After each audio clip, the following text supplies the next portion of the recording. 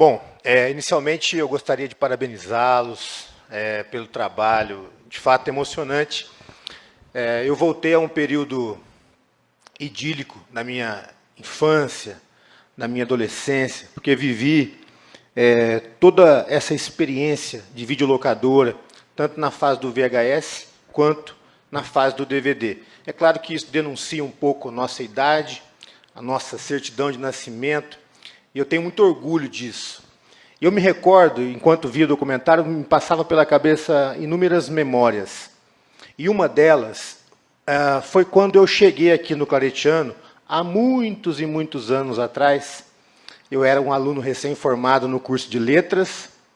Cheguei aqui no Claretiano para trabalhar num departamento de editoração, de produção de material didático, como revisor de texto.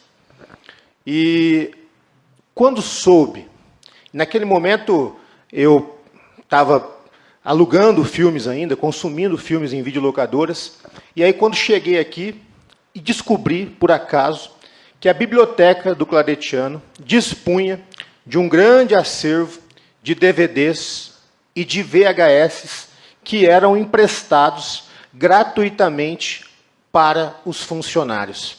Ali a minha vida mudou de estágio. Então, eu ficava ansiosamente aguardando o final de semana, e aí, quando chegava sexta-feira, eu ia até a biblioteca e conseguia pegar 2 títulos sem nenhum custo, numa época em que não existia, espero que muitos não vão se recordar disso, acesso a filmes, como o documentário bem retrata. Então, isso, para mim, foi um divisor de águas. Como foi um divisor de águas os encontros que esses momentos nos propiciavam. E, a exemplo da Regina, eu falava com o Everton e com o Rodrigo antes do início da apresentação, aqui em Batatais também tinha uma videolocadora, cujo proprietário é meu amigo, e até hoje é meu amigo. E ele é professor aqui no Claretiano, ele é professor no Colégio São José, da Educação Básica. E o cara tinha um profundo conhecimento, um cinéfilo, profundo conhecimento de filmografia, e me lembro que era muito gostoso ir até lá, alugar um filme, era muito prazeroso entrar na locadora e ser abordado por esse proprietário. E ele trazia as novidades, a descrição, e ele conhecia o perfil estético dos seus clientes. Então, ele sabia, basicamente, o que indicar para um cliente, o que indicar para o outro, o que indicar para um terceiro cliente, e isso era fantástico. E até havia uma piada, olha, se você não gostar do filme, não precisa pagar a locação. Eu, como tinha uma certa dificuldade em me organizar no tempo, e às vezes me esquecia de rebobinar as fitas, paguei muitas multas nessa locadora por não ter rebobinado, ou por ter entregado fora do prazo.